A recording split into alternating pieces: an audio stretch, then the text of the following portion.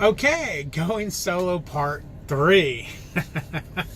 I watched to see where I left off before I went on the bathroom shower tangent. We were talking about working your logs. Okay, so I touched on that. You know, learn how to run your logs. Learn how to work the logs, your clock for you. The other things I think they shouldn't let you go solo until you absolutely know. This is going to sound pretty dumb, but how to run the reefer unit. You know, how to turn it on. I mean, there's 2 styles I've seen. You know, just make sure. I mean, they're easy to figure out, but I think in their best interest, they should just have you. Okay, you're testing out. Here's, you know, you're doing your test on your computer before you upgrade. Here's how do you work these reefer units. There should just be a little thing like that. Or, you know, when you upgrade, they should, okay, yeah, this is your truck, here's a reefer unit, let's go ahead and go over how they work. They're just assuming your trainer showed you how to do all this. Okay. Which, again, they're very self-explanatory. You can YouTube how to use the units, but I'm just thinking a company should make sure that their driver is going to leave there with the knowledge to at least know how to turn their reefer units on and off. You should know how to slide your tandems. I'm saying this just because I'm sure there's some trainers out there that aren't even going to show you, they're not even going to show you how to do that. They're just going to want you to run. Or you might do it and just not understand how it's done. So make sure you know how to slide your tandems. Make sure you know how to slide your fifth wheel, although you probably will never slide your fifth wheel. Just make sure you know how to use all this stuff on the truck. Make sure you know how to change windshield wiper blades. You know, there's all this little stuff that drivers should know, new drivers should know, that I don't think all of them do. You know, obviously you should know how to hook up to a trailer properly. You know, I'm just mentioning that just because, you know, who knows, you may have been with a trainer that always did the hooking up and everything. I've heard some stories from some guys around on what their trainers actually didn't train them. It's pretty pathetic that a lot of these trainers are just in it for the money and the miles. I would love to train. I think I have that gene in me to help people, and I think I'd be a really, really good trainer because I was really good at training where I came from, but I just can't live in one of these trucks with another person. I can't do it. You know, it's horrible, but no, I can't do it. But I would love to teach people. You know, obviously I have to learn first, but I'm a quick study. This is not rocket science, although I won't, shoot it down and, trucking's so easy. It's not. There's a lot of mental that goes along in this game.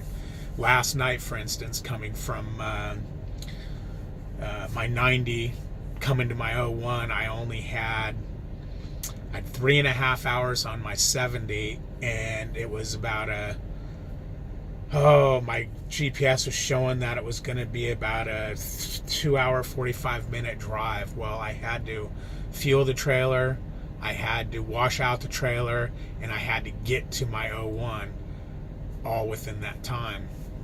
So I had to get here without having anything slow me down.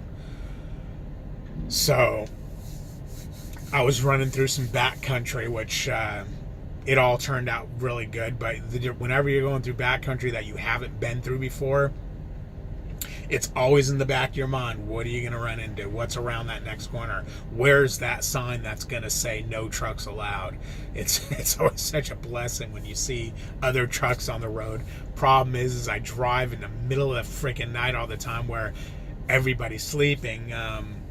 There's a lot of solar drivers out here, meaning when the sun comes up, they drive. When the sun goes down, they shut down.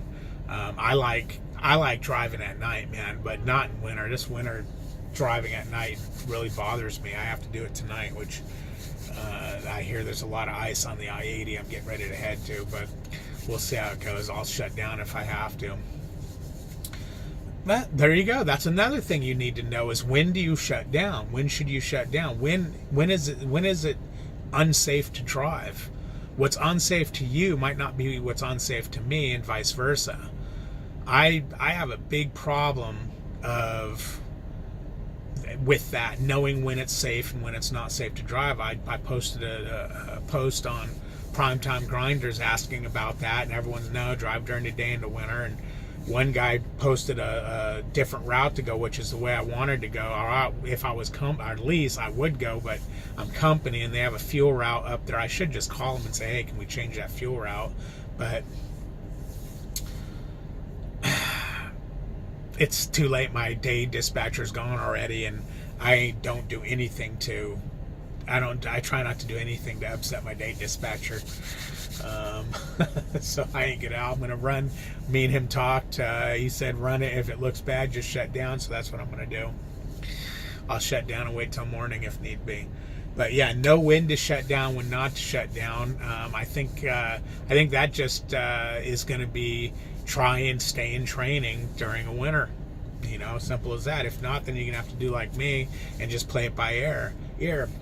I watch other trucks in bad weather. My problem is then I'll watch those trucks in a ditch 5 miles up the road, and it's like, damn, I'm glad I didn't copy exactly what he was doing, and I didn't go as fast as he was going. And you know, that sounds like a joke, but it's happened. I've had that happen a couple of times where, okay, that guy's wide open, I'll be wide open, although his wide open's 75, 80 and mine's 62, because we're governed. And then 10 miles up the road, it's like, wait, wasn't that the guy I seen pass? And he's in the ditch in the median, standing next to his truck, rubbing his head as it's jackknifed. But yeah, now important to know how to read an atlas, know how to use the app on the phone, know how to call shippers, call receivers. That's, know how to do all that. When to shut down,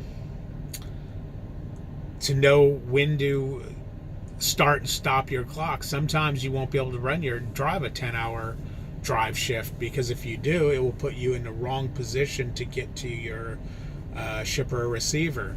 So you need to know how to do that. That comes in pre-planning, so you need to know how to pre-plan. I watched a video from Jay Canal on pre-planning, and man, that worked bitchin'. It works bitchin'. I don't really do it anymore because I can just kind of, unless there's a lot of drops, I can just figure it out in my head. But yeah, Jay Canal, he did really good pre-planning. Maybe I'll make a video on it in the future. So then pre-plan, and then you're going to want to, damn it, I did it again. Hold on one second, people. Okay, yeah, I wish the old brain would stay in my head and quit running out my ears, man. But anyways, you need to learn how to write a comm check. That's simple. It's really simple to do, but if you don't know how to do it and you're solo and you get to a place and he goes, oh, you need to write us a comm check, and you look at him and go, what's comm check? How do you do that? They're going to just tell you to go pound salt, get the hell out of here. And then that's going to be the end of that. Now, my trainer, middle of training, I needed to do something. I needed to get money off my comm data card, and he goes, here, write a comm check. And his thing was, I'm going to show you this one time, that's it. And he quickly went through it, and that was it. And I figured it out after doing it a couple of times. But when you write a comm check, you do not want to send in a request to dispatch for an authorization. You want to get the authorization yourself. If they get you the they call it an express code. If they get the express code, it costs you $2.50. If you do it, it costs you $1. Yes, why are we paying to write a check for Prime? You know what? Hey, man, it's what do they call that? Real world problems, real world issues. just put it this way: Prime's giving you a good opportunity to give them $1 every time you write a comm check. It's just your small way of thanking them for the opportunity of a lifetime. That's how I look at it, because it pissed me off. So I just look at it as it's my way of paying back. If I was lease, okay, but I'm company, man. I shouldn't pay for nothing. So you don't want to get an express code. What you want to do is you want to just, when the lumper tells you it's going to be $100, you send a Qualcomm message to dispatch and you say, I just put lumper 100, and it'll come back and say on card. And what that means is they put $100 on your card. You call the phone number on your card, and it will tell you what to do step by step. You're going to tell them how much you want to write this comm check for. You'll give them the comm check number and whatnot, and you'll use your comm data card as where the express code would normally go. So you do that. It doesn't take very long after you do it a couple of times. It's real simple, real easy. Maybe if I could do a 34-hour reset or something, maybe I'll actually go through step by step on doing this. There's a couple videos out there, but maybe I can do it a little slower, a little easier. Make it just a little, I don't know. Well, I'll put my flair on it. So you need to know how to do a comm check. And let's see, what else do you want to know how to do before they let you out of the gate? Well, I think they should go over some